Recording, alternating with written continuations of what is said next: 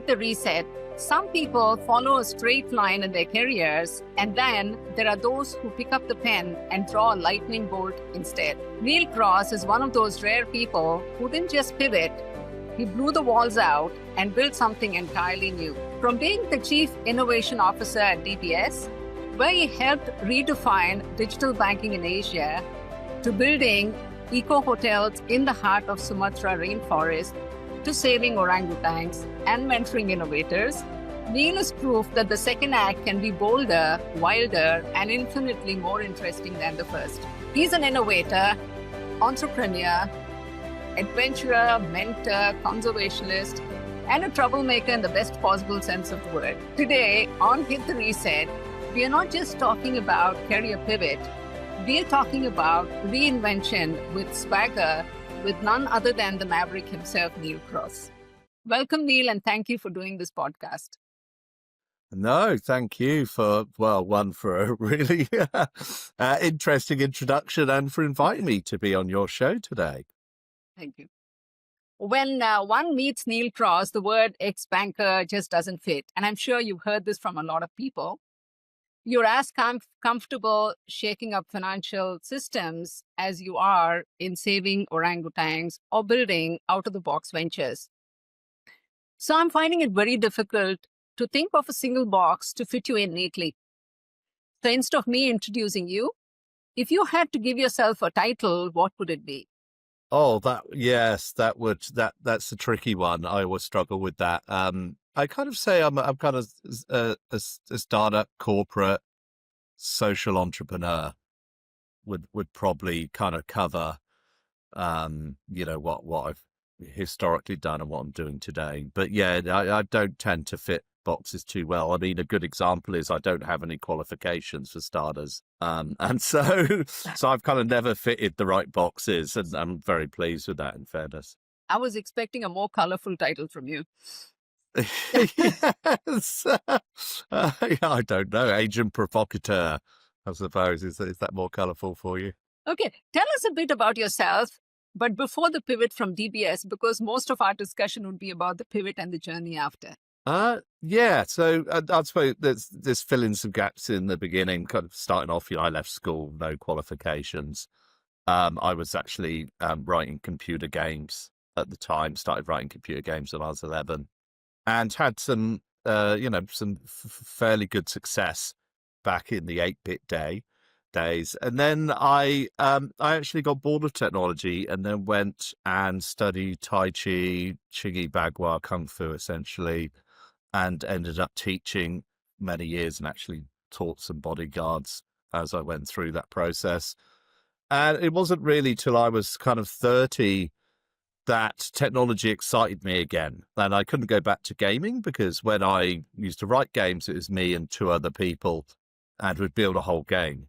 But, years later, when I looked at it again at the age of 30, I could have got a job, designing the boxes on level 5 because the size of the teams to produce games had fundamentally changed. And so I went into business software, worked at Dun & Bradstreet, was a coder, writing code. And then from there, I joined Microsoft. I spent 7 years at Microsoft in their financial services arm, ended up running their Asia business for them for bank and insurance and cap markets, about $1 billion sales business at the time. Then a short stint at MasterCard was a kind of stepping stone, I suppose, between MasterCard's a good example of a place that's kind of, I wouldn't call them fintech. I know they like to call themselves that, but I'd say kind of, a good halfway house between technology and finance, if you will, and then fully into finance with DBS Bank joining there in 2014. That's very interesting, but we'll come to a more interesting one later on, I guess. So let's fast forward the tape a little to post your banking stint. You were in one of the most high-profile innovation roles in Asia. Most people would have doubled down on that career, right? But you didn't, and you hit the reset. And you chose a completely different path, and which is absolutely fascinating. So when you walked out of this hugely successful corporate career, was it a leap of faith or was it a calculated rebellion?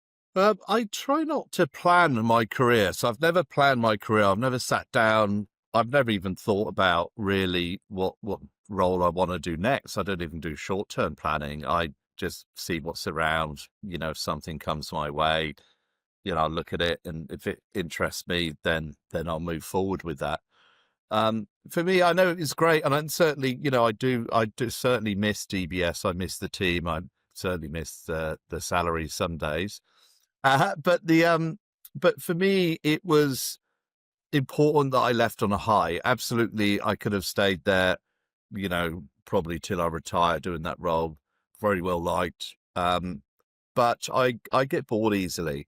When I first started at DBS, it was really hard, as you know. You were there in the early days, and it was challenging, and no one in the bank really had much of opinion, and certainly added no value to an innovation group at the time.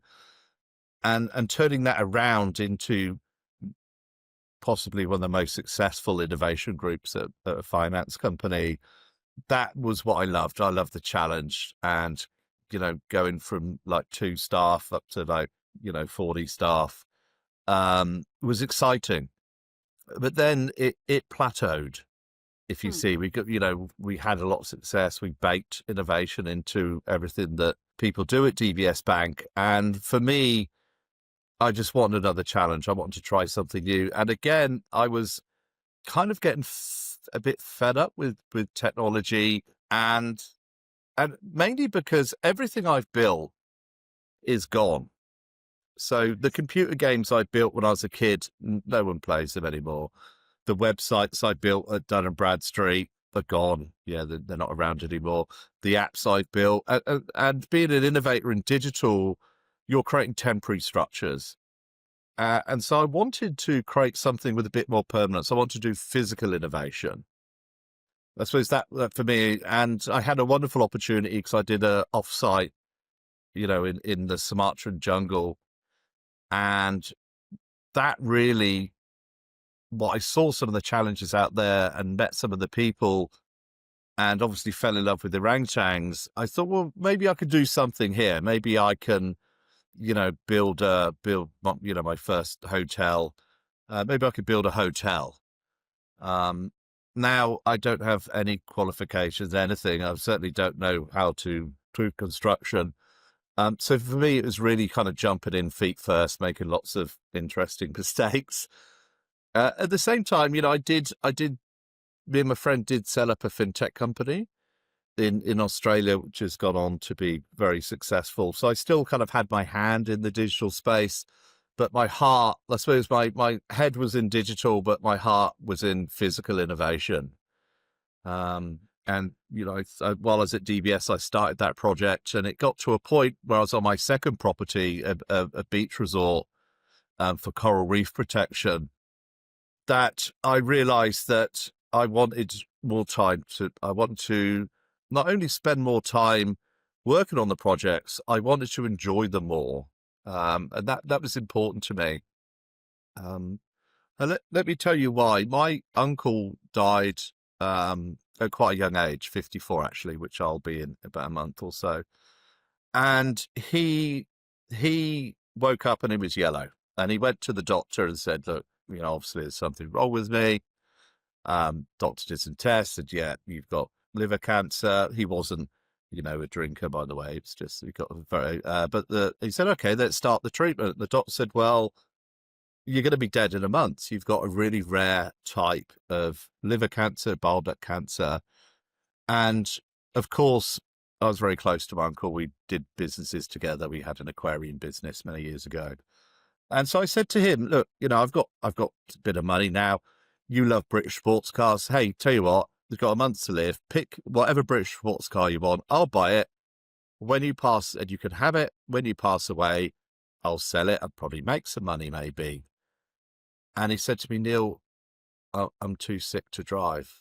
And so that really stuck with me, that he couldn't, his favorite thing he wanted to do, given that death sentence, he couldn't do. And so that's always stuck with me. And I thought, look, I've spent so much time and effort and, a moderate amount of money building these beautiful properties in Sumatra, Indonesia. What happens if that happened to me? What happens if I did all that work all those flights, all that travel, all that money, and I never got to live that life and enjoy it. And I think for me, that was the kick. I love every bit of what you're saying. Just 2 points. When you said you don't have qualification, I'm wondering if anyone needs a qualification after the successful career that you've had. I think we should just follow your footsteps and not plan anything and move on with life. And I'm sure DBS misses you as much as you miss DBS, because every time people talk about innovation or DBS, there's always Neal Cross out there. So you've left a mark out there. So The number one. It's like, I'm kind of, I should place some bets on how long that's yeah, going to continue, because at the moment I'm up to 7 years, and I think it's nice. Initially I didn't like it. Initially, I must admit, I was a bit, well, that I did that before. Yeah, I've got this new stuff. Can I talk about the new stuff I'm doing? It's more interesting. And people are like, no, no, no. I want to hear about, DBS. So initially I was a bit upset, but now I'm actually very proud. And I do love talking about it. I've kind of got over that. And I'm just like, well, it's 7 years now. Let's see if I can get to 10 where yeah. banks is going to pay me to come in and, and talk about the DBS story. If I get to 10 years, I'll be super happy. And I think that's a testament to, the work of the team and obviously the whole bank making that the success it was at the time. I guess it's also a testament when you do something with passion, it stays on, I guess. There was one Yes. remark that you made, Neil. You said you like to change often. A lot of people do, including me. But then we find pivots to be risky. Many of us are scared of it. But you seem to treat risk like an old friend. So how did you build that Hmm. muscle of switching so confidently from one to another? I think, in fairness, well, I suppose fortunately, in this kind of example, I grew up fairly low income, yeah, single mother. Now, that didn't affect my childhood. Fantastic childhood, absolutely fantastic. But, part of my life, we did live in government housing. There's certain things at school, certain clubs I couldn't join, so we didn't have the money for the equipment. I couldn't go on the school trips, and at one point I was on free school meals. I suppose when you come from that background, um, then there is only up. But I suppose for me, again, it's if you come from nothing and you end up with nothing, then that's great. Yeah, it's just the same as you were. I came from nothing, I made something, and so if I lost that something, it really doesn't matter either. I suppose that did help. That's probably it. That I don't feel I'm losing anything if I pivot away and take risks, because it was never part of me. My personality is very distinct from my career and what I've achieved. That's what makes Neal Cross, right? Yes. I'm going to go into a part of your story that I absolutely love. We did touch upon it. Um, while most people move into golf courses or, consulting gigs, you went into the jungle literally, right? You did touch upon it. To me, that's not a pivot. That's more like a plot twist, right? So tell us a little more about your journey with the orangutans and your eco hotel. How did it all begin? I came up with an innovation technique while I was at MasterCard. And I'd put together various different innovation frameworks and practices. And I kind of built this structured process which I felt could solve any problem. So the idea is it's a universal problem solver. So, for me, innovation isn't about tech. It's not spelled APP. It's not about moonshots. It's essentially about solving problems. Yeah. And I saw a program about orangutans in Sumatra. I didn't realize they were so close to Singapore. So I thought, right, why don't we try it on how to save the orangutans as the problem? So I gathered up the MasterCard innovation group. We flew into the Sumatran jungle and we run this process for 3 days. We interviewed, it's very much based on design thinking. So we did a lot of empathy, interviewed the drivers, the trek guides, the other, restaurant, the guest house owners, the villagers, the tourists. We obviously interviewed the orangutans, couldn't make much sense out of that, but observed what's happening. And then out of that, we had a pitch. So we had a pitch to the head of the mosque, the head of the village, and myself. So the team, they pitched their different concepts. And the winning concept was for a higher quality boutique hotel in the village, because the people who tend to come, backpackers, so they don't spend much money, but more importantly, they don't have any local influence. So the winning concept done by the Mastercard Labs team was like a boutique hotel that attracts Asian business leaders and their families to come fall in love with orangutans, and these people can affect change. Yep. So when they go home, then they can, look at where do they source their paper from? Do they have palm oil in their supply chain? All this kind of great stuff, yeah, because they have influence and they're local. And that was it. So we finished it. We went back to Singapore after 3 days, and I got a call 2 weeks later from the head of the mosque, Abdullah. And he asked me, he said, Neal, when are you coming to help? I said, well, Abdullah, it's a training exercise, yeah. I'm back at work at Mastercard, and, I want to kind of, I'll come back, absolutely come back in a few months. And she sounded very disappointed. She said, I thought you'd come to help. I thought, you were coming up with ideas to help us in the village. And it's one of those things that just sat on the back of my head for a few weeks, and it just kept itching. Oh, yeah. Okay, so if I've worked out a way that I could help and I don't do it, I'm not sure I could live with myself. And the kind of phrase, if not you, then who, kind of hit me. And I was like, okay. So I rang up Abdullah and said, right, I'm coming on the weekend. Let's build this boutique hotel. So I bought the old tourist office there. And then I spent probably about a year. Nearly every weekend I'd leave. Well, I'd move to DBS then. I'd leave DBS on a Friday night.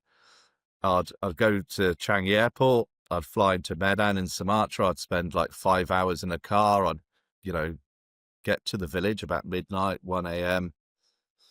Wake up Saturday, direct the construction. A lot of the time fixing some of my own architectural mistakes, in fairness. And then Sunday, I'd go back, getting home in Singapore about midnight, and then I'd go to work on Monday. And it's been very successful. We've had Piyush came out. He came out. He very much enjoyed himself with us. We've had senior executives across all the major tech companies, Facebook, Google, Microsoft, etc. We've had bankers. We've had people from the Financial Times. We've had the odd billionaire pop over. I want to sit on my own beach and swim on my own coral reef. So there is some selfishness in there. It's certainly not about money. They're both not for profit. I mean, it's a financial decision. It was never a financial decision. It's a terrible financial decision. It's more of a lifestyle, and also, I genuinely do want to help and improve things. But at the same time, I want to have fun while I'm doing it as well. Yeah, but it's hard. Yeah, it is hard. It's a lot of travel. It's a lot of stress. But the rewards are massive. Yeah, the loyalty. I feed hundreds of people, from the properties. The way I structure it as well, we have lots of partnerships where we don't monetize. So all the different transport, trekking, all the ancillary services around the hotel, we don't monetize that. We have very good partners. We make sure the revenue flows through to them. So it's also not just about the animals. What I came for the animals and I stayed for the people is probably the correct phrase. If I throw in a playful question, if the orangutans could describe you in one sentence, what would they say? Well, they'd probably say I'm bold because they're very hairy. I mean, in fairness, I look like an orangutan and I'm probably the same weight. And hopefully they call me a friend. I mean, they're very close to us. They're our cousins, really. I know. Yeah, that's a lot of work. Very interesting. So one thing we talk about in Hit the Reset, Neal, is the invisible wall. I'm pivoting a bit. Wall of ageism. Those unspoken assumptions about what someone in their 50 can or cannot do. Okay. And you didn't just climb over the wall, but you redefined it with your own graffiti as you went, right? So I touched upon this concept of fear. A lot of times, fear disguises as a logic. So the reason why we don't want to do anything or we don't want to pivot is you can tell yourself, I'm too old, or it's too late, or I'm going to lose Hmm. too much, right? How do you silence that voice? Um, I suppose really there's always a reason to say no. And I suppose the beautiful thing about working in innovation is you get to hear no a lot. Like, especially in finance. Yeah, no, the regulator won't let us do that. I remember at DBS, literally every second word was no. No, the architect team won't let us do this. Operations won't let you do that. Blah, blah, blah. So you hear no a lot as an innovator, which is natural. Yeah. And your job is to turn that no into a maybe. And so when you hear no so much, and basically your job is to convince people to affect change, then I suppose it rubs off on yourself. Yeah, and there's certain things I can't do at 50, like I want to do some extreme sports. Probably not a great idea. Yeah, I mean I'm moderately fit, but I'm a little overweight. I wouldn't do things like parachuting or anything, too out there. Um, but again, is that I suppose I'm brave. I just, look, you got one life, yeah. And you can make up excuses why you can't be successful. And let's not forget, it's companies do this, countries do this. We have this inbuilt fear of success, I feel. When I say to people like, hey, you could be like the world's best at this. And they're like, no, I can't. It's like, well, why not?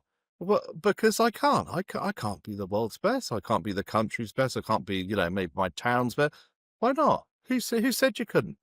And it's because if they set themselves up to think like that, hey, I'm going to be the best in whatever, however you want to segment wherever they're operating in, and they don't do it, they will feel like a failure.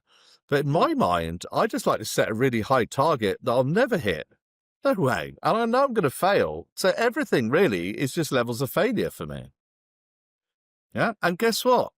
Want to be the best at this, and I end up like number 5.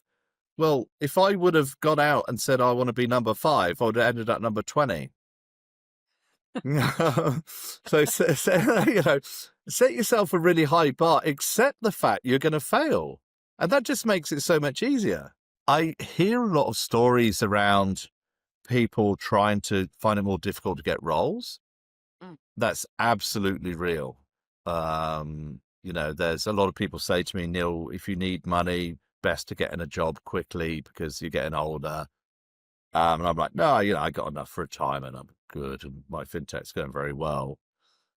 But I would imagine it is very prevalent in Australia here because a lot of friends kind of coach me on that it gets harder. For some reason, they kind of think people slow down at that age, which I think's hilarious. And that is in the UK. It is illegal to discriminate on age. You're not allowed in an interview to ask someone their age.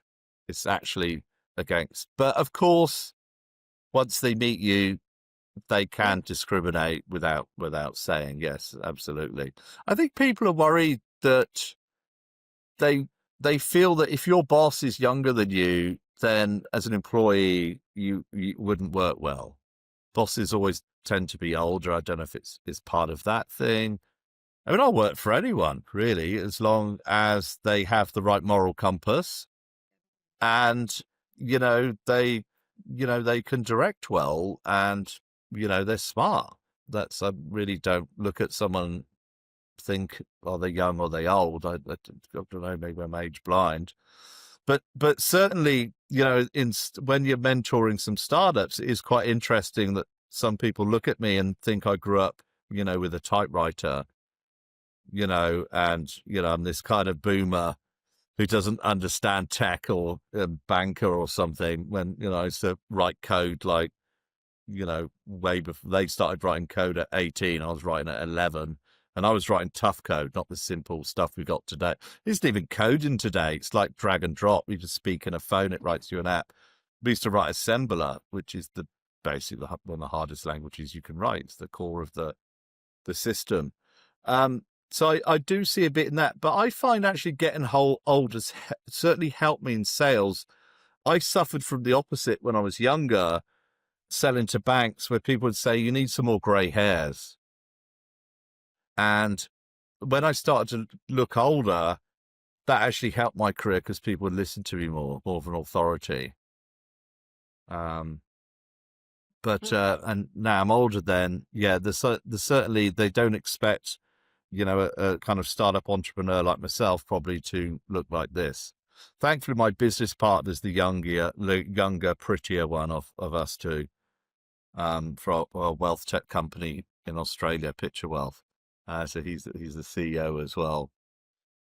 But yes, there is that assumption, I feel, that the older you get, the less, I don't know if it's effort or smarts. I mean, I've never been as smart as I am today. I feel you just get smarter and smarter and smarter the older you get.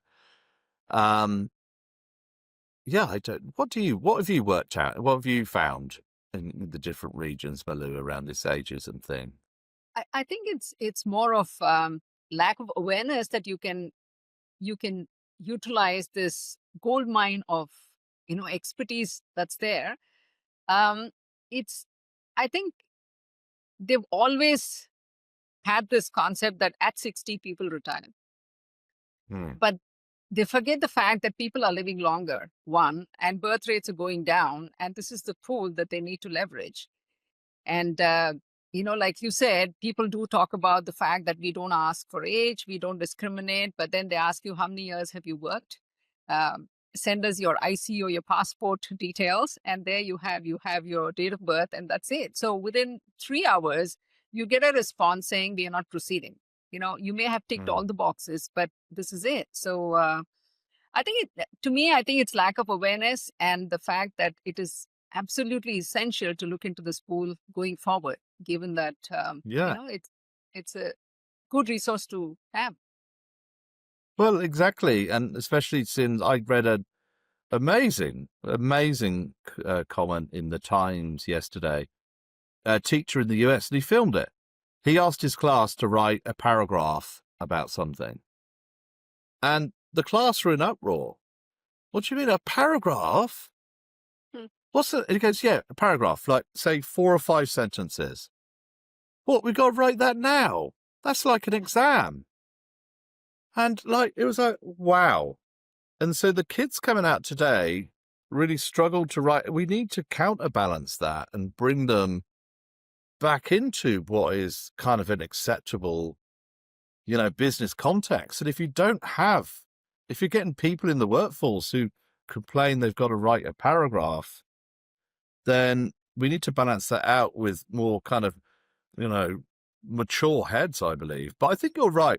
I think it is the retirement thing. People think, oh, you're just going to cruise into retirement for you. This is a job. You'll come, you won't work very hard, and you're going to just leave us because you're going to retire soon. Which, in fairness, is the complete opposite, because it's the younger people, and certainly earlier in my career, that you leave a job because you're going up the ladders. Yeah. Whereas, at my age, I'd go up the ladders if I wanted to. But if I had a financial issue or something and had to go back to work, I probably wouldn't climb the ladder as fast, because it wouldn't interest me that much. Yeah. And also, need some space for the young kids. Yeah. It's their turn. um, so I feel that people our age would stay longer and be more dedicated and more grateful for a role, and be better workers, and certainly, bring a huge amount of experience. So it's a shame. I think the opposite's true of the older generation. And you're right, people are aging. That it is, and it's the same as any other ism. There's racism and whatever ism you want to put, sexism, ageism, for some reason isn't really seen at that same level. I think you should help change the narrative now.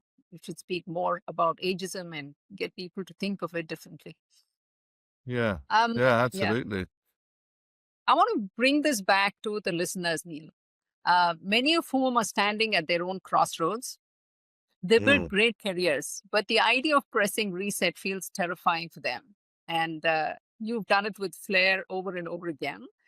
yeah. People, I think, often romanticize reinvention, but the truth is, it does come with bruises and doubts, right? So, if you had to give a pivot playbook to someone over 50, what are the top three rules on page one?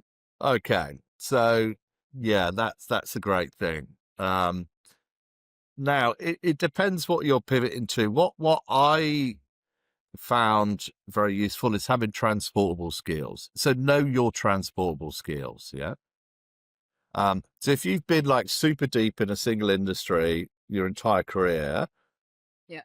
and you want to pivot, what what skills have you got that are transportable? Me, I'm quite lucky because I work in tech and innovation, so it's the same banking, Mm. telco. I've just been working with telcos, design thinking, agile, all this kind of stuff is transportable.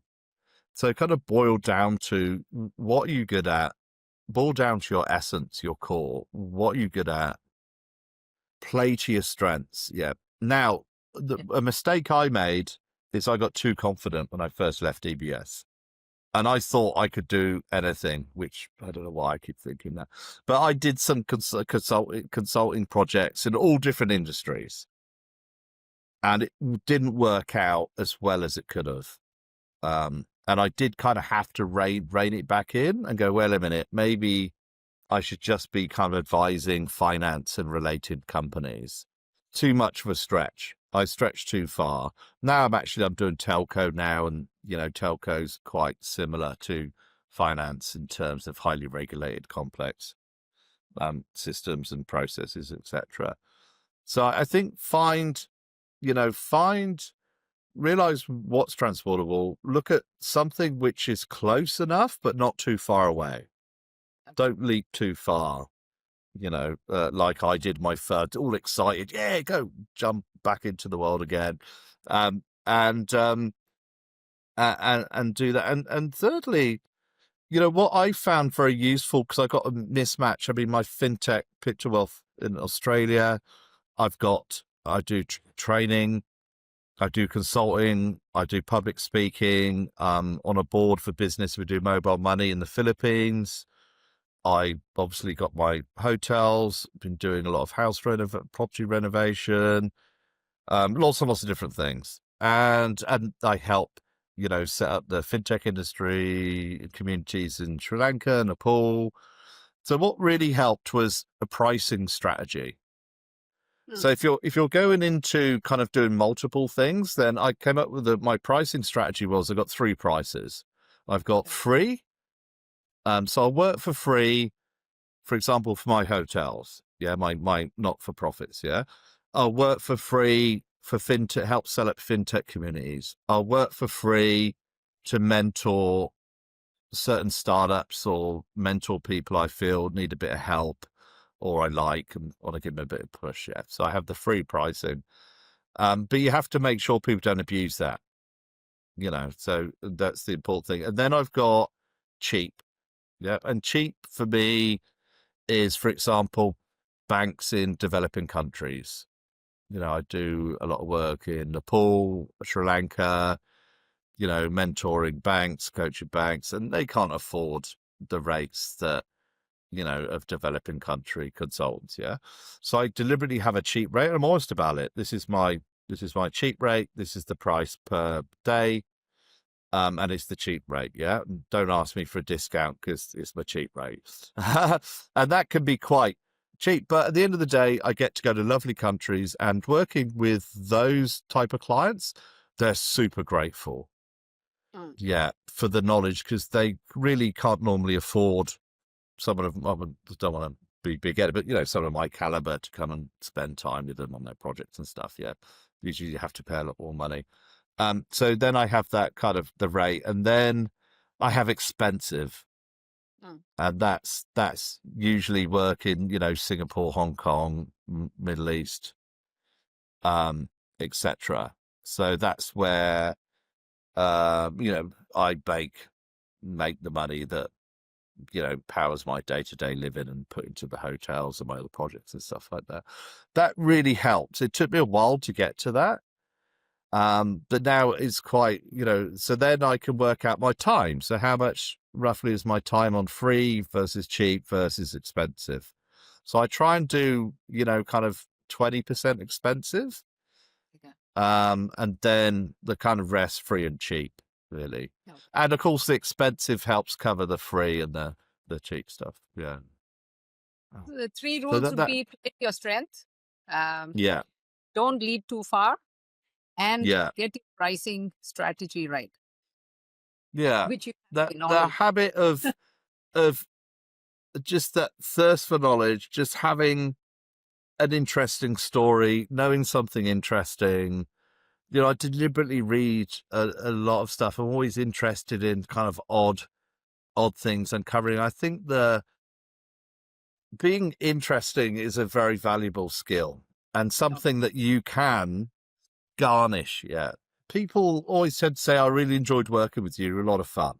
So you used the word fun a couple of times. So before we go, we've got a little fun segment and it's designed to show us what Neal is behind his titles. It's the rapid fire questions. Are very few questions. Okay. One thing you'll never do again. Solo parachute. Absolutely terrifying. Absolutely horrendously terrifying. Solo, not strapped to anyone. Pull your own line thing. Never again. Most underrated life skill. Oh, my most underrated life skill. Oh my goodness. I'm a really, really good computer gamer. But I've never managed to use that in a corporate context. And nobody comes and says to me, oh, you're a really good gamer. It is quite disappointing, but there we go. You still have time to try it again. Yes. Now, there is something that gets worse with age because it's reaction time. But anyway. Coffee with Sam Altman or walk through the jungle with David Attenborough? Oh, it's absolutely, yeah. It absolutely have to be Sam Altman, weirdly enough. I would love to go with David Attenborough, like personally. Like I'm split now. Now you split me. But I've seen David Attenborough my entire life. Okay. And I've seen his work and I'd love to spend time with him. And that would like touch the kind of child in me. Mm-hmm. But the stuff I could learn from Sam Altman, because AI, like I saw my first AI system when I was 14 years old, would really be exciting as well. I'm torn. Can I just walk with both of them? Would be, but two great choices there. One thing you learn from orangutans that humans often forget. Oh, you're completely alone. Yeah. Orangutans don't live together, only when they have kids. I suppose not alone in a sad way, but they're completely self-sustaining. So every night they build a nest in the top of the tree, different nest every night. They pick their own food. They're not lonely. They do, interact there and they have kids and they do mate, etc. But they're completely alone and they love it. Okay. What's the one thing you hope people remember you for? Definitely not my cooking. I hope that through my life I've inspired people to do different things and given them, maybe help pump up their ambition a bit and show them that, they can, give them maybe a bit more confidence to help them, achieve what they want to achieve. That would be what I'd hope to, have written on my gravestone. Thanks, Neal. You inspired us to do something. Yeah. I'll be one of those. You inspired me too. Thank you for being a sport, Neal. Really appreciate that. By the way, where can people follow your ventures or visit your eco hotel? We need some. Yeah. Just search for, it's www.hotelerangutan.com. So certainly, if you want to learn about my eco projects, go there. or just reach out on LinkedIn. I'm really easy to find on LinkedIn and pretty easy to contact. I accept most contact requests. And just reach out. I'm always happy to have a chat after my naps in the afternoon. And if you plan to recruit folks over 50 in any of your ventures, please let us know. Yeah, absolutely. Actually, because we're a wealth tech company, Picture Wealth in Australia, that actually we do have a lot of older people because we have a lot of financial planners. We're the fastest growing financial planning business in Australia. And good financial planners tend to be older. They've seen it all before. They've seen the ups, the downs, they understand all the products, and they have a certain gravitas that the youth just can't bring to that kind of engagement. Yeah. I'll talk to you about that later on. So thank you so much. As always, it's a pleasure talking to you, and you've shown that the best chapters in life aren't usually written on straight lines. Sometimes they're carved out of wild ideas, unexpected turns, and refusal to play it safe. So thank you so much. Really appreciate it.